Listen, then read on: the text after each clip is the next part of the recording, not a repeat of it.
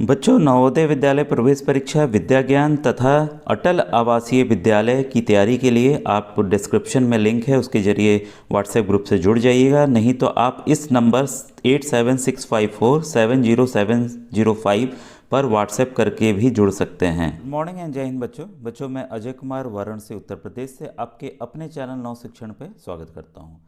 बच्चों, आज जो सवाल है आपके नवोदय विद्यालय विद्या ज्ञान और जो रिसेंटली अभी स्कूल खुलने जा रहे हैं अटल आवासीय विद्यालय के लिए काफ़ी महत्वपूर्ण है। तो आइए जानें इन सवालों को कैसे हम हल करेंगे।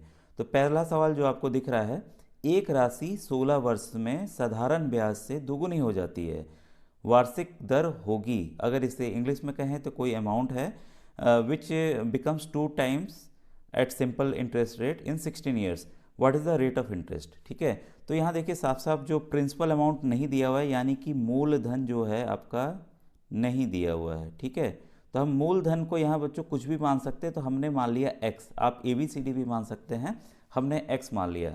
ठीक है, और जो समय दिया है, टाइम जो दिया हुआ है, समय या t कहिए, वो दिया हुआ है आपका 16 वर्ष। ठीक है, 16 ईयर या 16 वर्ष। ठीक है, कह रहा है कि जो साधारण ब्याज से दुगुनी हो जाती है, दुगुनी मतलब जो टोटल पैसे मिल रहे हैं वो 2 टाइम्स हो जा रहे हैं। ठीक है, तो हम आखिर इसको कैसे हल करेंगे। तो यहाँ पर देखिए जो मिश्र धन है, यानी कि जो अमाउंट हमें मिल रहा है मिश्र धन,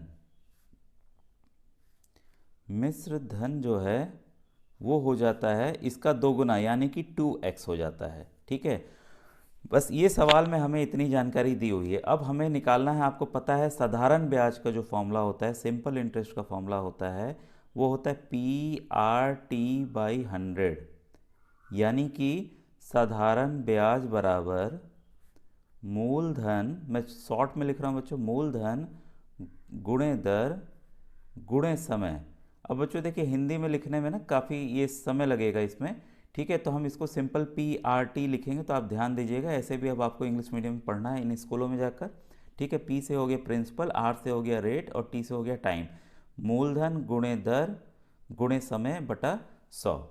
ठीक है, अब हमें यहाँ क्या निकालना था, हमें निकालना है यहाँ पर दर। सवाल जो पूछ रहा है वो पूछ रहा है रेट, यानी कि दर कितना होगा। ठीक है, तो इसके लिए देखिए हमें क्या करना है, क्रॉस मल्टीप्लाई का नियम अपनाना होगा। तो देखिए SI बराबर जो है PRT/100 है। ठीक है, हमें इसमें R निकालना है, तो हम क्रॉस मल्टीप्लाई का नियम करेंगे। ठीक है, नीचे वाला देखिए 100 ऊपर जाके गुणा हो जाएगा, P और T जो है नीचे आ जाएंगे।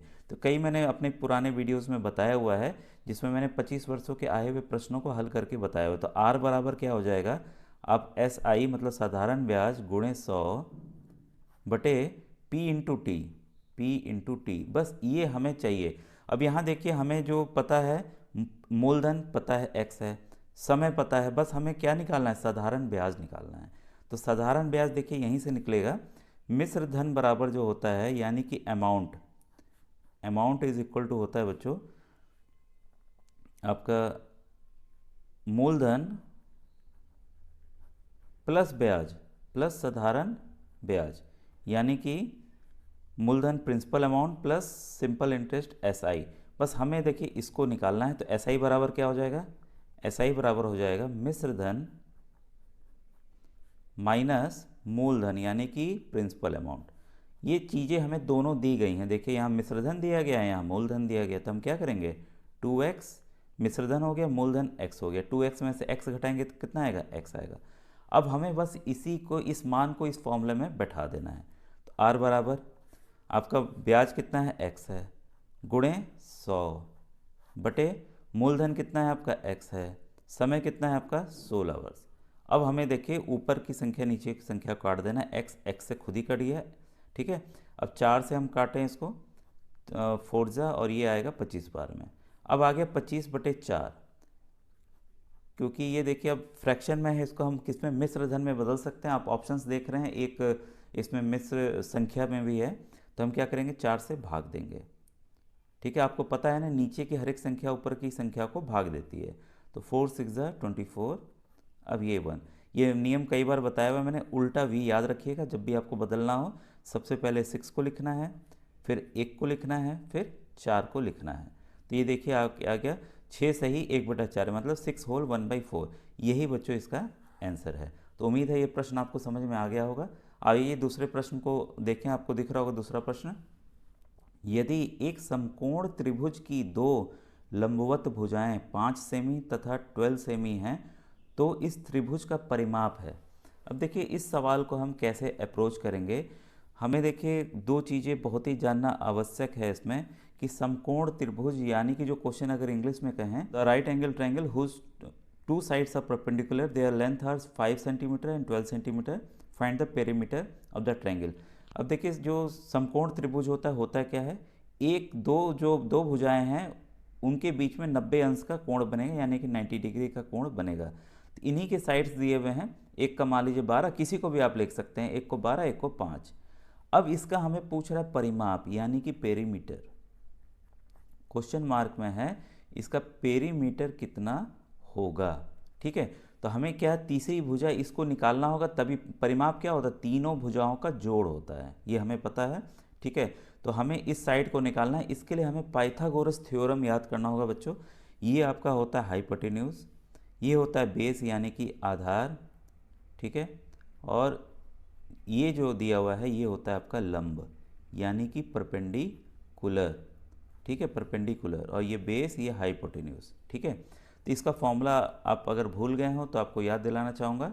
फॉर्मूला ये होता है बच्चों, एच स्क्वायर, एच का वर्ग बराबर आधार का वर्ग प्लस लंब का वर्ग यानी कि base square plus perpendicular square.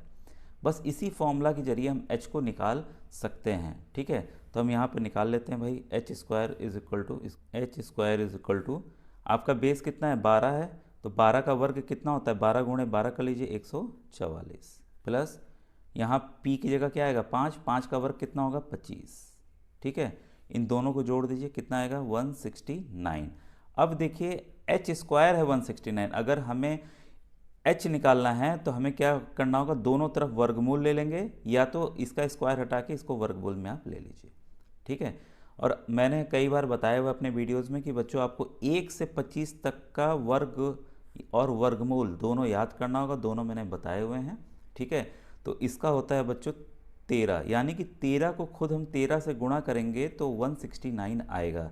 तो देखिए वर्ग मूल निकालने का यही तरीका है, अगर दो जोड़े बन गए हैं तो एक संख्या उसमें से बाहर निकल आएगी, तो देखिए बाहर निकल आई, तो हमें पता चल गया इसका जो माप है वो कितना है 13 सेमी है या सेंटीमीटर है। अब देखिए तीनों भुजाओं हमें पता चल गई कितनी कितनी है, तो परिमाप बराबर क्या होता है या पेरीमीटर बराबर क्या होता है, तीनों भुजाओं का योग होता है, तो योग कर लें 13 प्लस 12 प्लस 5, ये हो गया 25, 25 और 5 30, 30 सेमी इसका उत्तर आ गया। ये ऑप्शन नंबर डी बच्चों इसका सही है। तो उम्मीद है ये जो आज के दोनों प्रश्न हैं आपको ये समझ में आ गए होंगे। हम लोग और महत्वपूर्ण सवालों को इसी तरह से समझा के बच्चों में बताऊंगा ताकि आपकी समझ विकसित हो और आप आसानी से सवालों को हल कर सकें। और आपको बताना चाहूँगा बच्चों कि नवोदय के 25 वर्ष के जो भी प्रश्न आए हुए हैं मैंने हल करके अपने चैनल पे डाले हुए हैं। आप चैनल की प्लेलिस्ट से जाकर उनको देख लीजिएगा। जिन बच्चों को ये फॉर्मूलाज या कुछ भी दिक्कत हो रही है करने में, उसके लिए मैंने एक न्यू के वीडियोस यानी कि फाउंडेशनल वीडियोस भी बनाए हुए हैं जिसमें आसान तरीके से सब चीज़ों को मैंने समझाया हुआ कि कैसे कैसे कौन सा नियम फॉलो करके आपको करना है। तो उसको देख लेंगे तो आपकी गणित बहुत अच्छी हो जाएगी। ठीक है, और बच्चों आपसे कहना चाहूँगा व्हाट्सएप ग्रुप ज़रूर आप ज्वाइन कर लीजिएगा, डिस्क्रिप्शन में उसका लिंक है। Thank you.